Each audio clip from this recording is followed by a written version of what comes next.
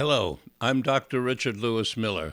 I'm an 85-year-old clinical psychologist, and I'm here today to talk about tools in a tool bag.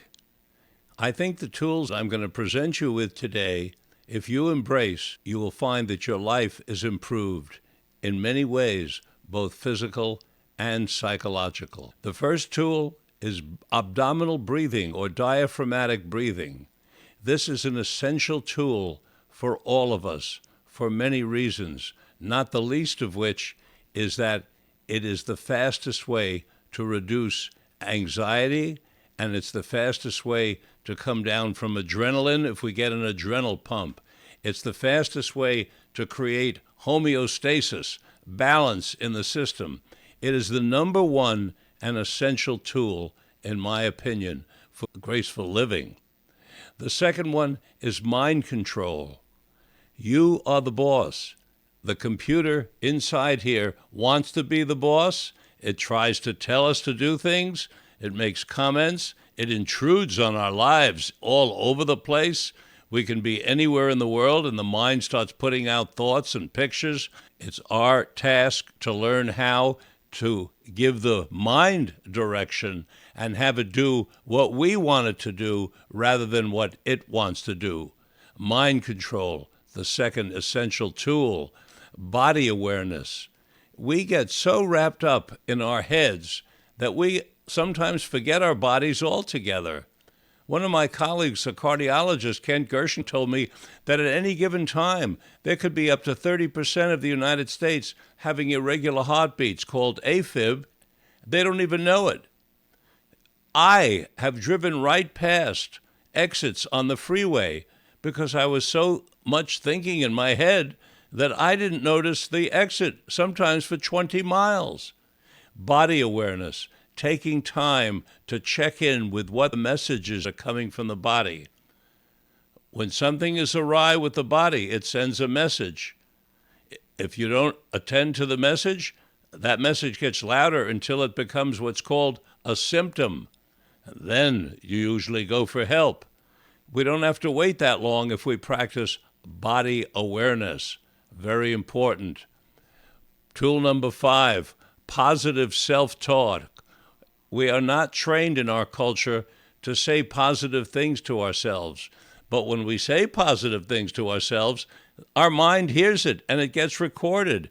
And that goes into our data bank.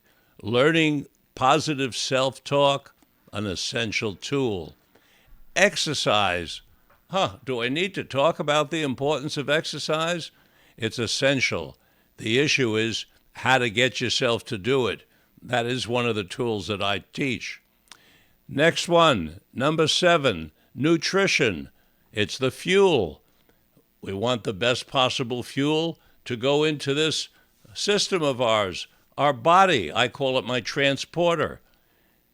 Important to learn what is good, clean fuel and what is poor fuel. When we go to the gasoline station, it tells us 85, 87, 89, the amount of octane. And we know to put the correct kind of gasoline into the vehicle that we're driving.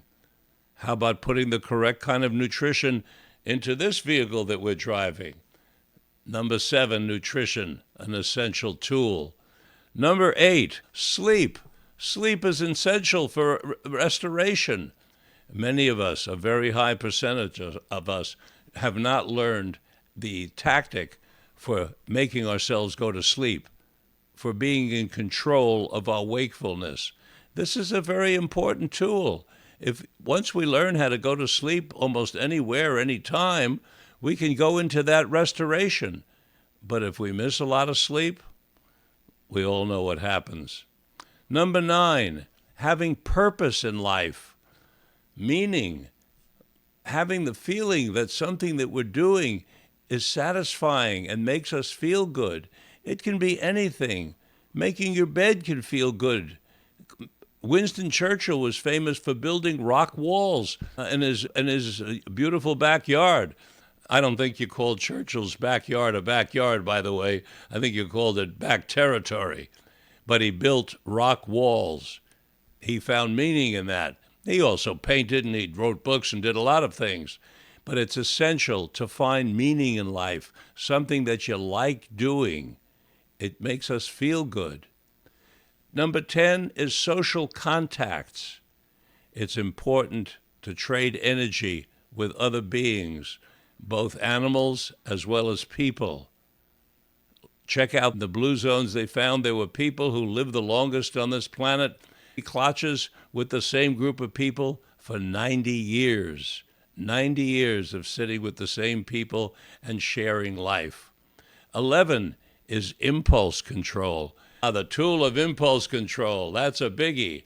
What is impulse control? Impulse control is when you're ready to grab and you don't. You control. You're ready to gamble. You're ready to overeat. You're ready to do drugs or alcohol to excess. You're ready to spend money that you don't have. There's an impulse. And the tool is to learn how to control the impulse and rein it in, because too much loss of impulse control has very negative consequences. We all know that. Number 11 is persistence. How many times have you tried to do something and you quit after the first or second or third time? I have, but what I've learned over time is that when I step back, think about what I'm doing, see if I can try it smarter rather than harder or faster, I often succeed, in fact, almost always. But sometimes I have to do it 8 or 9 times. I love telling the story of this patient of mine who failed the bar examination to become a lawyer 10 times, but he passed on the 11th.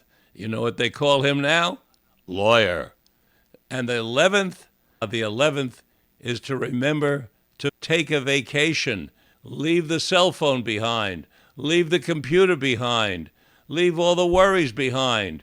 Leave all the things that you don't want to deal with behind. They'll be there when you get back. Vacation is essential. So there we have it. 13 tools that you want to dive deep into and master. And then you'll see how your life improves. I can't, quote, guarantee it, but I can tell you with high probability that you'll be successful. Until next time, this is Dr. Richard Lewis Miller reminding you that good health is worth fighting for.